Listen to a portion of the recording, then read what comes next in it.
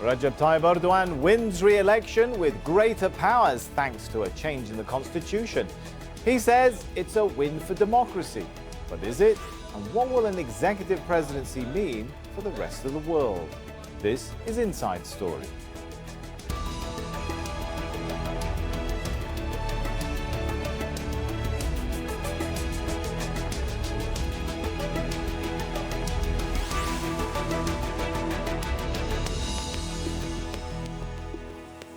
Hello and welcome to the show. I'm Sami Zeidan. Recep Tayyip Erdogan has dominated Turkey's political scene for the past 16 years, and he looks set to continue for many more to come.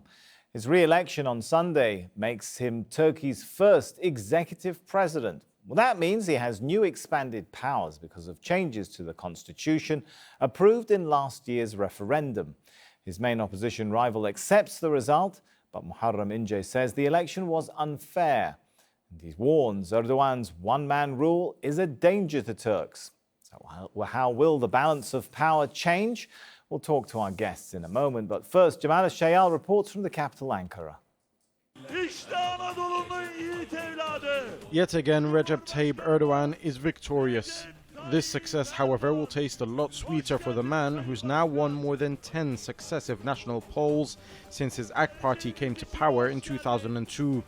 Sunday's vote was a gamble by Erdogan, who called for the early elections at a time when Turkey's currency was at the weakest it's been in years. But it seems to have paid off for the man whose name has now become almost synonymous with that of his country. Addressing his supporters, Erdogan described Sunday as a victory for all of Turkey. The winners of this election are the 81 million Turkish citizens of this country. Each and every one is a winner in this election. Everybody exercised their rights by going to the ballot boxes and casting their votes. And I want to thank everybody. You are writing history. Going into the vote, it seemed that a galvanized opposition could prevent Erdogan from winning in the first round, forcing a runoff that could possibly pose a bigger threat to his quest to become the first president under the new constitution. The main contender, Muharrem Ince of the CHP, had tried to garner support from all sections of society. He wooed the religious bases by publicly joining prayers in some cities and attempted to reach out to the right-wing blocs by promising to expel millions of Syrian refugees if elected. But as large as Ince's crowds were, or those of Erdogan, in the end what mattered were the numbers of ballots cast in their favor. Turks, who have a proud tradition of high voter turnout, did not disappoint. Early indications were that more than 86% of them participated. While Erdogan's AK party were buoyant with the presidential victory, there will be disappointment over their parliamentary performance, with the AKP losing the two-thirds supermajority they once held, only managing to secure a simple majority with the help of their nationalist MHP allies. The big winners in the parliamentary votes were the Kurdish HDP, winning over 50 seats, making this new legislative body more diverse than the previous one. And it's that pluralism that many in Turkey will hope can help bridge the political divide that continues to affect Turkish society. Speaking to the nation, Erdogan seemed to understand those concerns. No one should be discriminated against in this country because of their belief, because of their gender, or because of their origins. We will not allow this. The opposition will be disappointed that they were unable to at least force a second round of voting. They will take heart, however, from their improved performance in the parliament and the fact that a relatively unknown person like Ince was able to secure 30% in such an important election.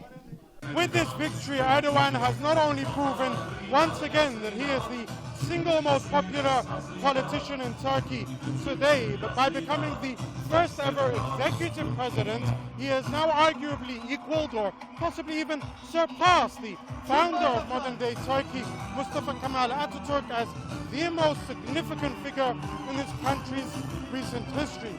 Now, what he does with this new mandate will be telling as Turks look to him to solve their political, economic and social problems. Jamal Shayal, Al Jazeera, Ankara.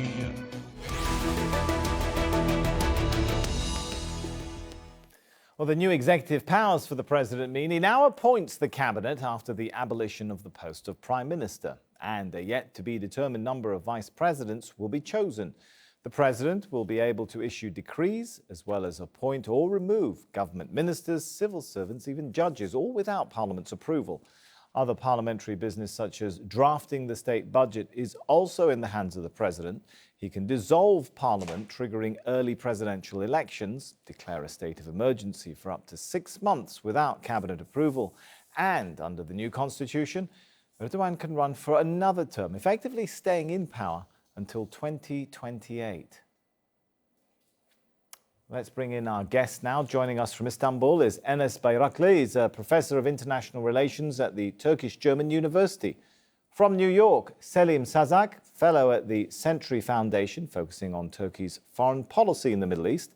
And from London by Skype is Ege Seckin, a Turkey specialist for IHS Markit, a data and information company that provides country risk analysis. A warm welcome to you all. If I could start with Ege, it didn't go to a second round as expected. What does that say about public sentiment and confidence? Well, let me begin by saying this. In this election, we saw the same old pattern in the voting behavior of Turkish voters, which we have seen in the past elections and referenda. And that is people voting based on their identities rather than policy preferences, rather than the manifestos and the pledges of the competing parties. And Erdogan's advantage in this, let's say, political landscape is the fact that his identity group is simply the demographically dominant one in the country. But hang on, Ege, there was a time when AK Party had a lot more support in elections. It had, what, 2/3 of the parliament seats? Something must have happened here other than simply people doing exactly what they've done before in elections, right? Very much so. It's the continuation of the same pattern, albeit some changes here and there, but the fundamentals are the same. And the change is, for example, we saw the 7% drop in the AKP's vote since the last election. And that could be interpreted, for example, as the AKP's voters, let's say, punishing their party for certain things which they're not happy about. But those votes did not translate into less support for Erdogan, for example, which is crucial. Erdogan, as a presidential candidate, he got a very high vote. And I think this indicates the continuation of the same old voting behavior. And the opposition's disadvantage in this picture is the fact that they are divided. If we were to simplify the picture, you have the seculars on the one hand and the leftist Kurds on the other, who don't necessarily see eye to eye. And let me, of course, emphasize that that's a big simplification. All right, let me bring Enes into the discussion. So it was a bit of identity politics, says Ege. Do you think for those Turks who support Erdogan, the election was a bit about their desire not to see conservative Turks, Anatolian Turks, whatever you want to call them, pushed back into the shadows by the secular elites, so to speak, in some of the cities that used to rule Turkey? I think the opposition, especially the opposition candidate, he was able to consolidate his own electorate, but he was not really able to convince the conservative voters in the country because of simply because of the historical baggage of the CHP, the Republican People's Party. Because the Republican People's Party does not have really a good reputation among the conservative voters. Plus, also the candidate for the presidency, Muharrem Ince, he had also in the past many statements, for instance, against the headscarf, the lifting of the headscarf ban just 3 years ago. And suddenly, when he was nominated, he started to make promises that he doesn't have any issue with the headscarf in Turkey, that people might use it wherever they want it. But this was not really convincing for people. So there was a bit of identity politics going on, in other words. We can say that yes, but at the same time, Turkish voters are not only voting, and their behavior is not only based on the identity politics. At the same time, they are also looking at the real issues. So why Erdogan has so much support in the population? It's not just about identity politics, but he is a politician who has delivered concrete policies, concrete development in the country in the past. If you look at his political background, starting from 1994, so people has saw that he has delivered his promises. There was a huge development in the country starting from 2002, and that's one of the issue. Right. On the other hand, also people are looking at the promises of the opposition, and they don't see much concrete promises, but more like a discourse that they have an abstract policy promises, and that was not really convincing for people. But at the same time, let me add seem to have been that 7% the case, went given from AK Party probably. the result. Let me, if I may, bring in Selim and say the economy has improved over the last more than a decade of AK Party rule. But for those opposed to Erdogan, do you think they fear that the coming period is going to spell one-man rule and an erosion of democracy? Sami, before I answer your question, I would like to correct the record on a bunch of stuff that's been said by my colleagues. First of all, I do partly agree with Ege's point about identity politics, but we should not lose sight of the bigger picture here. This is a snap election that was held within 6 weeks almost. This was forced to deny Meral Akşener's party the right to participate in the elections. You should remember how the opposition scrambled to find a way to bring Akşener into the elections. So we need to understand the bigger picture here. The opposition is facing a 16-year incumbent with every resource of the state and a 16-year incumbency at his disposal. At the same time, I would like to particularly let me just clarify, point out Selim, something. when you talk about Meral's party, so you're talking about the E or Good Party. That didn't do as well as people... The Good Party, yes. That didn't do as well. It didn't turn out in the end, though, Selim, to be such a threat. It didn't even manage to secure, second or third place. It's 7% is not a negligible percentage when you think about it. That's several million people. You need to think about the larger numbers here. Despite a 16-year incumbency and a massive effort to create a new generation of conservative, pro-government voters, especially among the youth, in an election with over 50 whatever million votes cast, Erdogan won with roughly 500,000. So this is a victory, obviously. President Erdogan has won, and I would like to extend my congratulations to him and his party. But at the same time, we should not think that this is a major defeat. This is a David versus Goliath fight. There is something in particular I would like to point out. Enes made a point about the headscarf issue. Muharrem Ince's sister, who appeared in numerous campaign rallies, is wearing the headscarf. His mother is wearing the headscarf. So making this about conservative versus secular doesn't necessarily fly in that way, unless you're making the claim that Muharrem Ince is also an enemy of his own sister who appeared at his campaign rallies. You need to see the larger picture, as I said before. This is a really difficult election. Let's give Enes a chance to come back in, and I promise we'll come back to you, Selim. Go ahead, Enes. Briefly, Enes. Briefly. I'm sorry, but that doesn't mean anything. I mean, if his wife or mother or sister is wearing a headscarf, in the past also Kemalist elites in Turkey, they used this kind of discourse. They said, look, my mother is also wearing a headscarf. I'm not a headscarf. I'm against turban, and I'm against the use of headscarf as a political symbol. I mean, this kind of rhetoric we have seen also. I mean, I can only look at is the concrete policies. The headscarf was banned in this country, which is a Muslim majority country. And AK Party was only able to lift this just 2-3 years ago. And, all right, let's allow Selim to continue his thought. Here. I'm not looking at his private life. I'm looking at the policies. Fair enough. Let's bring in Selim again. Continue the thought for us, Selim. I would like to make another point. Only a few days before the election... sure, of course. We're having a conversation. A few days before the election, one of the pro-government think tanks, SETA, published a policy brief accusing main opposition party voters, Muharrem Ince's voters, of being in cahoots with Fethullah Gülen, the Erdogan's ally turned enemy, widely believed to have been responsible for the failed coup attempt in 2016, and Abdullah Öcalan, the Kurdish terrorist leader whose organization killed an estimated 35,000 people.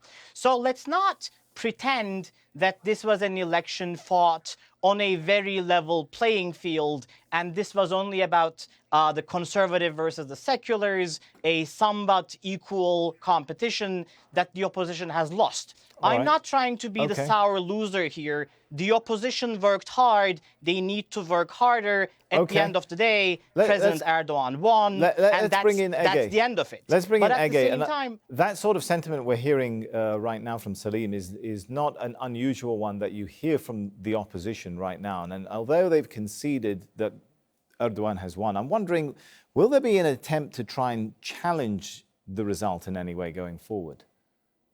At the beginning, yesterday night, we saw the opposition party, the Republican People's Party. They initially made an announcement saying that according to their figures, the election was actually proceeding to the second round. After that, there was radio silence until today, and we saw the candidate Muharrem Ince concede his defeat. So I think a challenge is unlikely. Right. The results distributed by the state-run media agency Anadolu Ajansı are largely in line with those collected by alternative sources. However, this does not mean, of course, even if the vote was accurate, this does not, of course, mean that the lead-up to that vote was free and fair. Let's not forget, of course, and I agree with Selim on this, the conditions of the state of emergency, the extent of media coverage which the incumbent president was able to get relative to his opponents, these are undeniable. Okay, let's bring in, if we can, hang on, I'll come back to you in a minute, Enes, but, sorry, Ege, but I want to go back to Enes and say, one of the surprises perhaps of this election was the amount of support which the MHP got. The MHP party, of course, is an ally to the ARC party, but now that their parliamentary majority is thanks to the support from the MHP, I'm wondering if you think the government is going to have to be a lot more sensitive to the desires of the MHP going forward. I think especially for the parliament, in the parliament when the government or they want to pass the laws, they will have to collaborate with the MHP. But I think MHP and AK Party is in an alliance for a quite long time, so in a de facto alliance, and this has happened especially after the coup attempt in Turkey in 2016 by the Gülenist terror group. So after that, many things has changed in Turkey, and the threat perception has changed, and because of this, there is this strong alliance, and the mood is it's about survival, and that's why there is this strong alliance. So I think we will see how important is the parliamentary alliance in Turkish politics. How important is Parliament at all right now in the presidential system, where Erdogan can issue executive rules, can't he? Yes, yes, the president can issue executive orders, but of course there is a limit for executive orders. So the president cannot rule the country without passing the laws. Also, there is a budget issue which has to be approved by the parliament. So the parliament is there, and there has to be collaboration in the parliament between the AK Party and MHP. And I think it will happen, and that will also, I think, shape the Turkish politics in the next decade, I think. So that's not a temporarily, the coalition between AK Party and MHP. And that's also already shaping the Turkish politics in the last 3 years. And also I have to add that the identity issue, identity politics, the 7% of AK Party voters, probably majority of them have voted for the MHP because they were somehow not happy with the AK Party in the first place. But also they want to also, it was a kind of gesture towards MHP and its attitude after the coup attempt and their support for the AK Party, I think. So many people felt that they have to also support MHP. And the second issue is, another issue is with this, one of the guests mentioned the SETA analysis. I mean, the FETÖ if we really understand what FETÖ is about, I mean, FETÖ is about infiltration, hiding your own motives. It's about deception. And the FETÖ is still today trying to influence Turkish politics. And they were also perhaps we'll come back to that, but let me, because time is getting short. I want to give Selim a chance inside the MHP. to come so back in I on don't this. think. Do you think, Selim, that we're going to see an era, the new presidential era, in which Erdogan will use his powers carefully, cautiously, gradually to ease the country into this new era? Because he has a lot of power now. He can appoint and fire ministers, civil servants, even judges. I hope, but I'm not optimistic. And I think the gist of the issue here is that there is a fundamental incommensurability between the vision President Erdogan and his party hold for Turkey's future and his opponents, though. I'm someone who's been vocally critical of President Erdogan, as well as both the PKK and the Gülen movement. I'm a secular. President Erdogan is an Islamist. I'm an internationalist. President Erdogan is an isolationist. I am pro-Western. I believe in Turkey's place in the NATO alliance and Turkey's place as a foremost prominent member of the Atlantic Alliance. If I may continue, please. I believe in people's rights and liberties. In the past 5 years, Turkey has seen the second worst decline in rights and liberties, second only to Central African Republic. These are not my statistics. This is from the Freedom in the World report from Freedom House. So when you see this, there's a fundamental incommensurability. My colleague, Dr. Bayrakli, mentioned one of the guests making a point about FETÖ. I suppose I am that guest, so I would like to say something. Briefly, Selim. The Gülen movement, sorry? Briefly, please. Very briefly, yes, of course. The Gülen movement used to be one of President Erdogan's foremost allies. Since they've turned against each other, the Gülen movement is now the government's primary nemesis, Turkey's primary nemesis. Yet when they were purging seculars like myself, no one opposed that. Actually, President Erdogan very proudly declared that he is a prosecutor of these cases. We've got a couple of minutes left. That we are being a bit unfair on the opposition. That's all I have to say. Let me give 30 seconds, if I may, to Enes to quickly come back in on that, where tens of thousands of people have been arrested, reports say, like the one Selim pointed to, without trial, journalists, professors, lawyers. Is any of that going to change now? The state of emergency lifted, do you expect?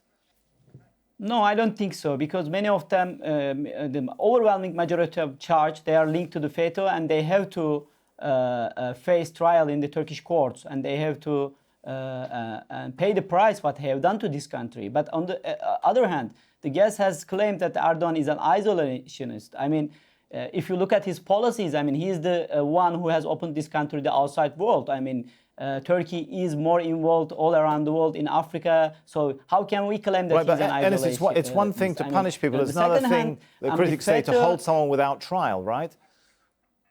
Yes, but they are facing trial. I mean, many members of the FETÖ, they are facing trial now in the Turkish courts. The sentence are given to most of them. So I don't see. I think we've got a minute left. Forgive me, but I want to quickly give Ege a chance to come in. A continuation of Turkey's foreign policy, strained relations with the West, an attempt to create more influence in the Middle East?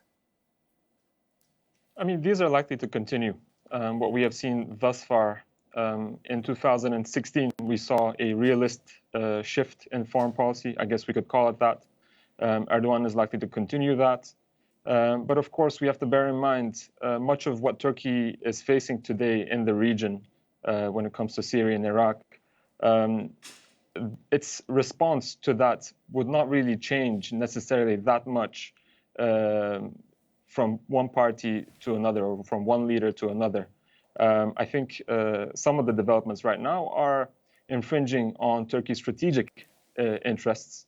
And we have seen, at least on this field, and I'm not talking about economic policy or other stuff on the domestic front, but at least when it comes to Turkey's foreign policy in Syria and Iraq, we have seen a realist approach, and I think that's likely to continue. In the future. All right, let's thank our guests for their thoughts on this. Enes Bayrakli, Selim Sazaka and Ege Seckin.